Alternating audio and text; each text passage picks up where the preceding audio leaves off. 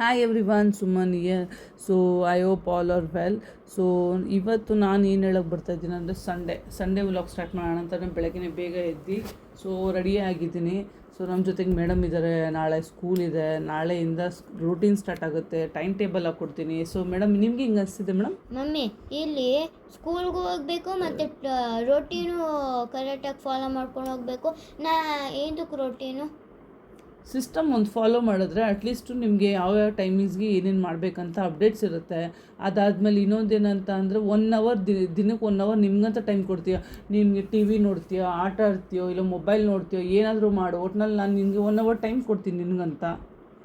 ಸರಿ, ನೀವು 5 ಗಂಟೆನೇ ಎದ್ದಬೇಕು. And also ಇದೇನಪ್ಪ, ಆಫೀಸ್ಗೆ ಹೋಗಿ ಇನ್ನೂ ಆಫೀಸಿಂದ ಬಂದು ಇನ್ನೂ ಇದೇನಪ್ಪ, ನಾನು ನಿಮ್ಮ ಜೊತೆ ಟೈಮ್ ಸ್ಪೆಂಡ್ ಮಾಡಬೇಕು, ಇನ್ನೂ ಆಟ ಆಡಬೇಕು.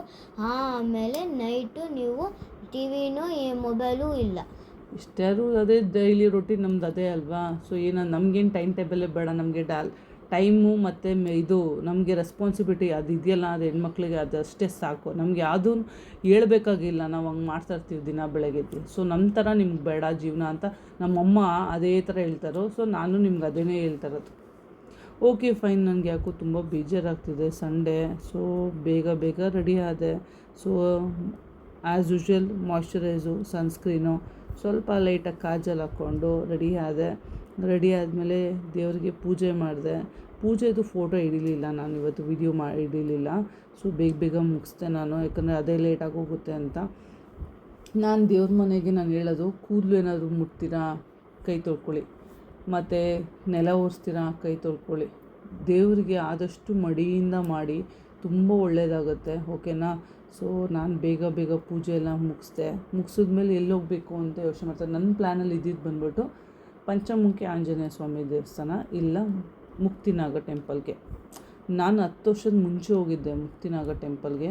ಸೊ ಸರಿ ಅಂದ್ಬಿಟ್ಟು ಅಲ್ಲಿಗೆ ಹೊರಡೋಣ ಅಂತ ಮ್ಯಾಪ್ ನಿಯರ್ ಬೈ ಯಾವುದಿದೆಯೋ ಅಂತ ಚೆಕ್ ಮಾಡಿದೆ. ಸೊ ಅದೇ ಹತ್ರ ಇತ್ತು.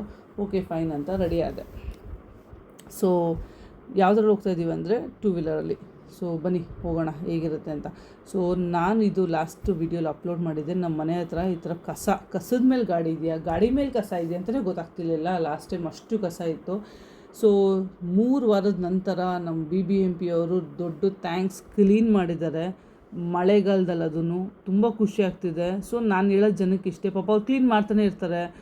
ನಾನು ನಿಮ್ಗೆ ಹೇಳೋದು, ನಿಮ್ಮ ಅಕ್ಕಪಕ್ಕ ಕ್ಲೀನಾಗಿ ಇಟ್ಕೊಳ್ಳಿ. ಅಟ್ಲೀಸ್ಟ್ ನೀವು ಗೊತ್ತು ಪ್ಲಾಸ್ಟಿಕ್ಕು ಮತ್ತು ಹಸಿ ಕಸ ಒಣ ಕಸ ಎಲ್ಲ ಮಿಕ್ಸ್ ಮಾಡಿಬಿಟ್ಟಿರ್ತೀರ ಅಂತ.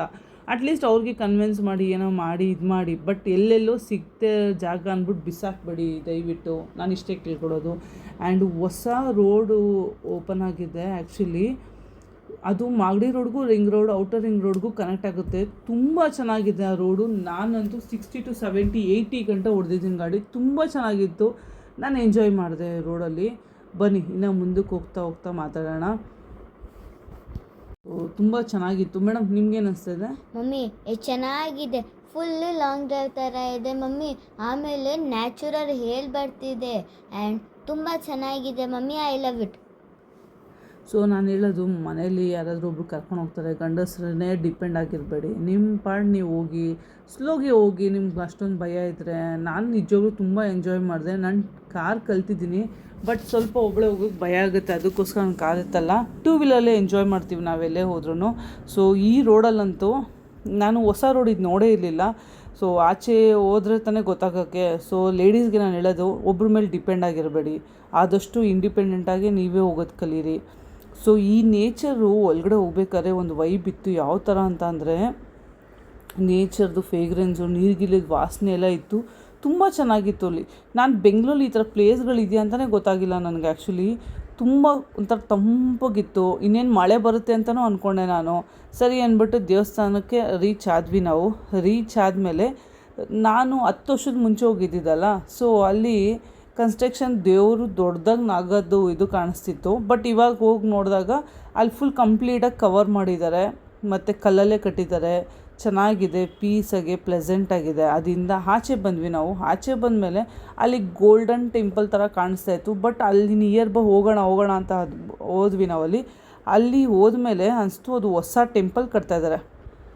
ಆಮೇಲೆ ಅದಿನ್ನೂ ಕನ್ಸ್ಟ್ರಕ್ಷನ್ ನಡೀತಿದೆ. ಫುಲ್ಲು ಲೋಟಸ್ ಡಿಸೈನಲ್ಲಿ ಬರುತ್ತೆ. ಆಮೇಲೆ ಆ ದೇವಸ್ಥಾನದ ಏನು ದೇವಸ್ಥಾನ ಯಾವ ದೇವರು ಅಂತ ಅಲ್ಲಿ ಕೇಳಿದ್ವಿ, ಉಗ್ರ ನರಸಿಂಹ ಸ್ವಾಮಿ ದೇವಸ್ಥಾನ ತುಂಬ ಚೆನ್ನಾಗಿದೆ. ಇನ್ನೂ ಕಟ್ತಾ ಇದ್ದಾರೆ.